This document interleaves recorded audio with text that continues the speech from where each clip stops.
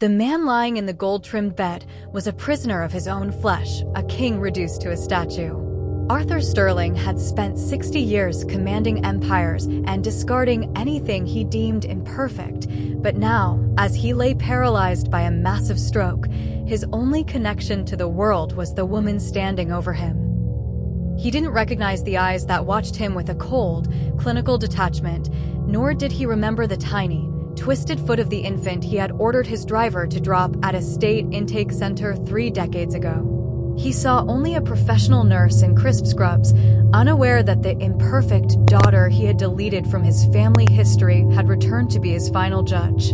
Sadie didn't need to wrap her fingers around his throat to kill him. She only had to wait, for the house of cards Arthur had built was already beginning to burn, and she was the only one who could see the flames. The road to this bedroom had been paved with a suffering that would have broken a lesser soul. Sadie's life didn't begin with a mother's kiss, but with the cold, hard plastic of a state-issued bassinet. Because of a congenital limb defect that left her left leg shorter and her foot slightly turned, her parents, the elite, image-obsessed Sterlings, had treated her birth like a PR disaster.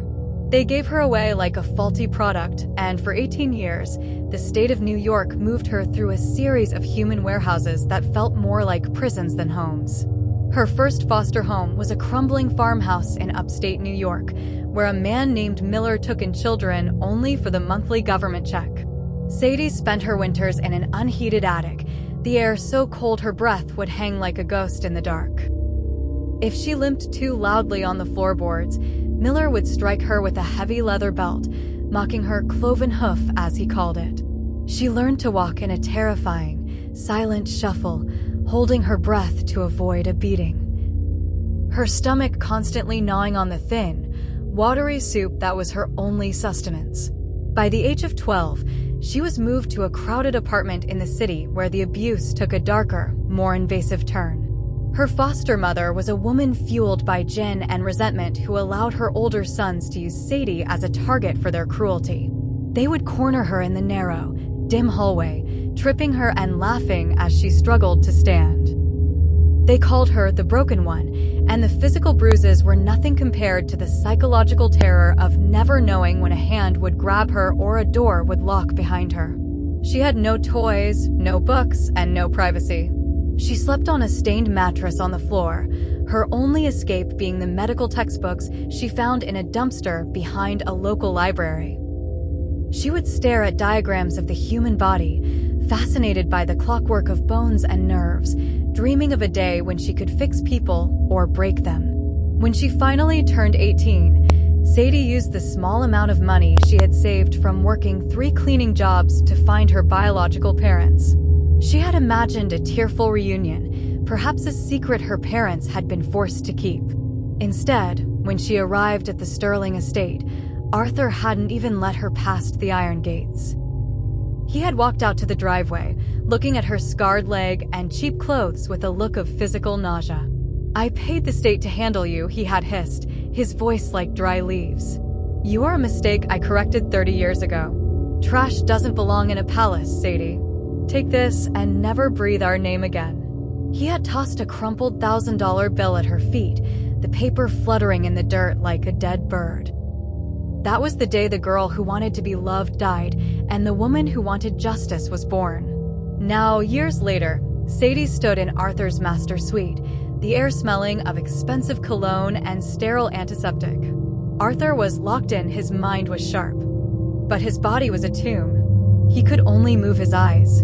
Sadie adjusted his foredrip with a practiced hand, leaning down so close that she could see the terror dancing in his pupils. "You don't remember me, do you, Arthur?" she whispered, her voice a low, melodic thrum. "You see a nurse. But I see the man who watched me eat scraps from a floor while you ate from silver platters. I see the man who thought a turned foot was a reason to throw a human being into the trash." She watched his heart rate monitor begin to beep faster, a frantic rhythm of panic.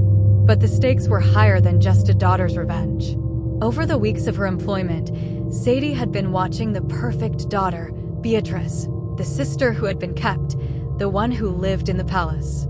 But through the walls of the mansion, Sadie had overheard the truth that made her blood run cold. Beatrice wasn't a Sterling. Through secret phone calls and hidden documents, Sadie discovered that the Sterlings had been so desperate for a perfect replacement that they had illegally purchased Beatrice from a poor family in Eastern Europe, faking the birth records to maintain their social standing. And now, Beatrice was tired of waiting for her inheritance. Sadie had seen her sister hovering over Arthur's medication, her eyes cold and predatory, whispering about how easy it would be to slip a little extra potassium into his line. The irony was a bitter, delicious poison. The perfect child Arthur had chosen was now the one trying to kill him, while the broken child he had discarded was the only thing keeping him alive. One evening, Beatrice walked into the room, her silk dress rustling like a snake in the grass. She looked at Sadie with the same condescending arrogance Arthur once had. "He's lived long enough, don't you think, nurse?" Beatrice asked, her voice airy and light. "He's a vegetable. It's a mercy, really. If you just look the other way for 5 minutes tonight, there's a 6-figure bonus in it for you. Think of what you could do with that money. You could finally fix that leg of yours." Sadie looked at Beatrice, then down at Arthur. She saw the sweat breaking out on his forehead, the way his eyes darted toward the door, begging for help. For a moment, Sadie felt the phantom pain of the attic in the farmhouse, the sting of the belt, and the cold dirt of the driveway where Arthur had thrown that $1,000 bill. She could let Beatrice do it. She could take the money and walk away, leaving the Sterlings to destroy each other. It would be the easiest revenge in the world. Instead, Sadie leaned over Arthur and wiped his brow with a cool cloth. She looked directly into his eyes, ensuring he saw the absolute power she held. "Beatrice is right about one thing, Arthur," Sadie said, ignoring the younger woman. "It would be so easy to let you go, but then you wouldn't get to see what happens next. You wouldn't get to see me expose the truth about your perfect daughter to the board of directors. You wouldn't get to see the Sterling name dragged through the mud when the world finds out about the kidnapping and the fraud." She turned to Beatrice, her expression turning into a mask of terrifying authority. "Get out," Sadie commanded. "I have the recordings of your bonus offer. If you touch his meds, you'll spend the rest of your life in a cell much smaller than the rooms in this house." Beatrice blanched, her face crumbling as she realized she had underestimated the help. She fled the room, leaving Sadie alone with the man who had abandoned her. Sadie sat in the chair by the bed, picking up a book of poetry. She didn't save Arthur because she loved him. She saved him because she wasn't finished with him. She wanted him to live long enough to see his empire crumble. She wanted him to be fully conscious as the trash he discarded dismantled his palace brick by brick. "Don't look so scared, Father," Sadie whispered, opening the book. "I'm an excellent nurse. I'm going to make sure you live a very, very long time. We have 30 years of stories to catch up on, and I'm going to tell you every single one."